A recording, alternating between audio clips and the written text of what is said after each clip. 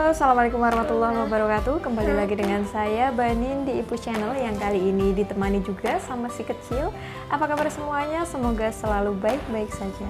Teman-teman, ada yang tahu nggak sih gimana caranya untuk membuat sebuah cerita yang menarik? Jadi ada banyak nih pertanyaan yang masuk tentang bagaimana sih Kak caranya untuk membuat atau menciptakan sebuah cerita atau novel yang menarik.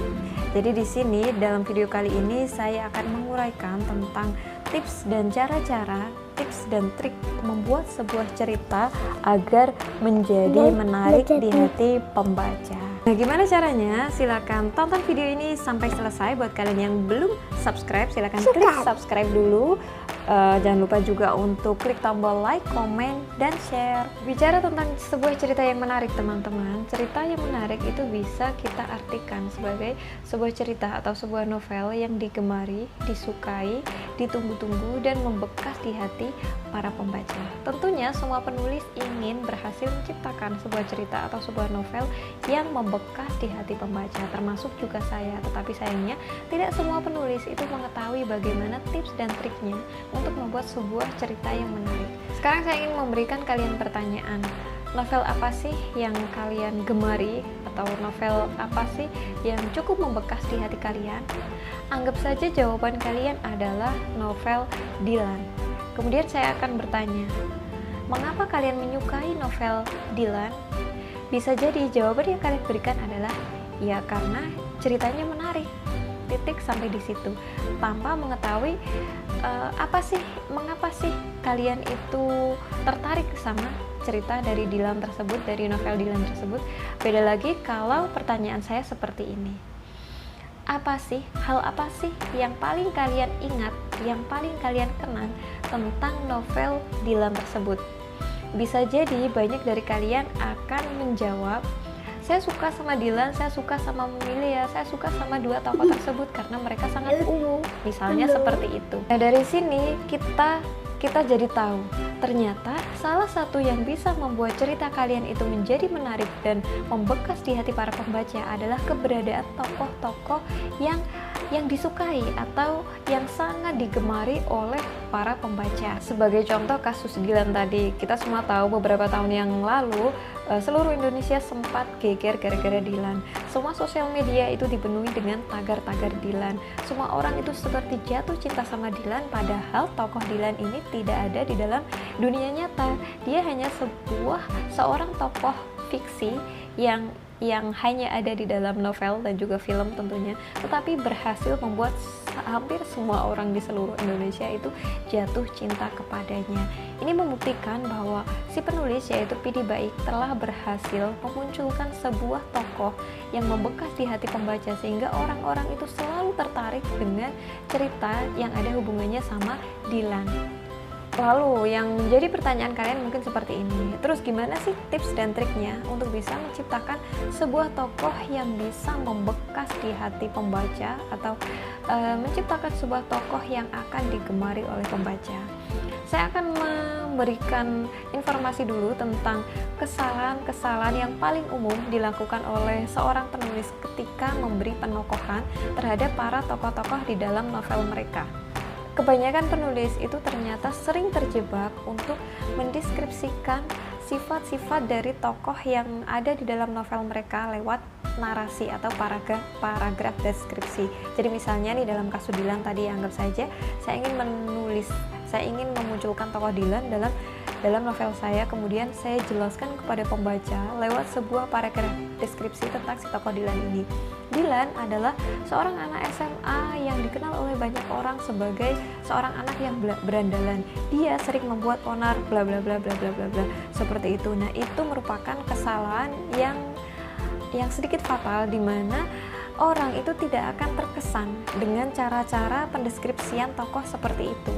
Alangkah lebih baiknya untuk menghindari mendeskripsikan tokoh-tokoh kita lewat sebuah paragraf deskripsi atau narasi. Jadi jangan dilakukan yang seperti itu ya teman-teman. jangan mendeskripsikan tokoh kalian lewat sebuah paragraf deskripsi atau lewat sebuah narasi. Akan lebih baik ketika kalian ingin memunculkan sebuah tokoh, memunculkan sebuah sifat-sifat tokoh, itu kalian sisipkan ke dalam sebuah dialog atau sebuah kejadian. Saya ambil contoh dalam sebuah novel, salah satu novel favorit saya yaitu Of Mice and Men karya John Steinbeck.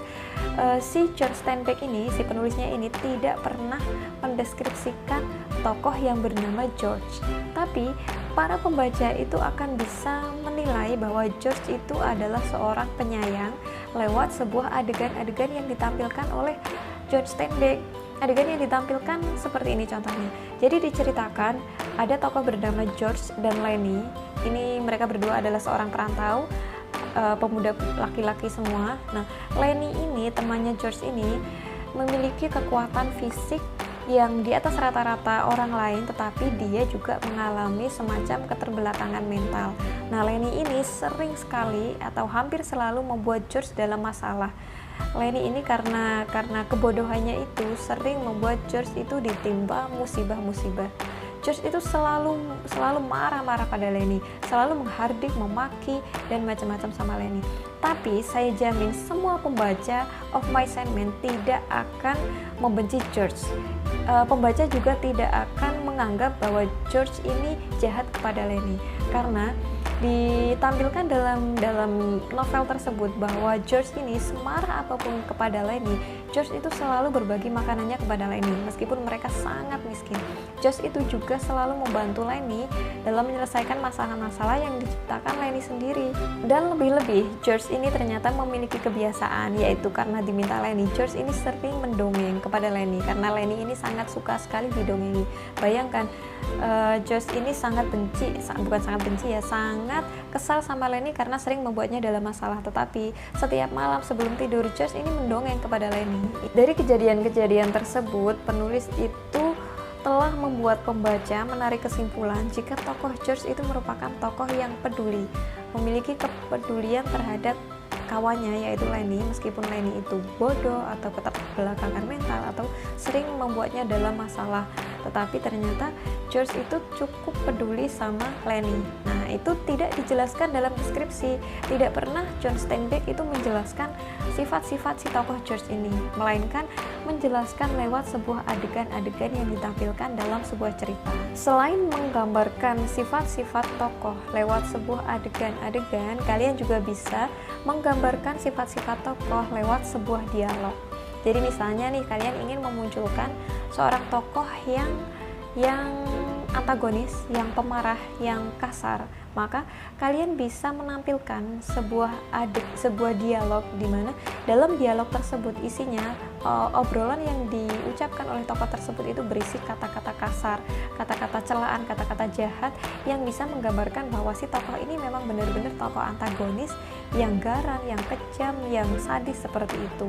Lalu jika kalian ingin memunculkan seorang tokoh yang romantis, kalian bisa menyontoh cara Pidi Baiq, bagaimana Pidi Baiq menciptakan dialog-dialog untuk tokoh Dylan. Lewat cara-cara tersebut yaitu menggambarkan sifat-sifat tokoh dengan cara menampilkannya dalam sebuah adegan-adegan dan juga menampilkannya dalam sebuah dialog. Hal tersebut akan membuat pembaca itu lebih terkesan sama tokoh kalian, karena pembaca ini mereka menyimpulkan sendiri tentang sifat-sifat dari tokoh yang kalian munculkan di dalam novel. Nah, sebenarnya ada beberapa hal lagi yang perlu diperhatikan ketika kalian ingin membuat sebuah cerita yang menarik.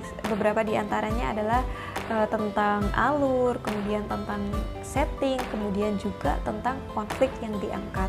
Tetapi dalam video kali ini saya cukupkan sampai di sini dulu, yaitu tokoh dan penokohan dalam sebuah cerita. Hal yang paling penting lagi yang bisa kalian lakukan untuk membuat sebuah cerita yang menarik adalah banyak-banyaklah membaca novel orang lain. Lebih khusus, misalnya banyak-banyaklah membaca novel-novel yang bernutrisi tinggi, yaitu novel yang ditulis oleh penulis-penulis senior. Demikian, terima kasih.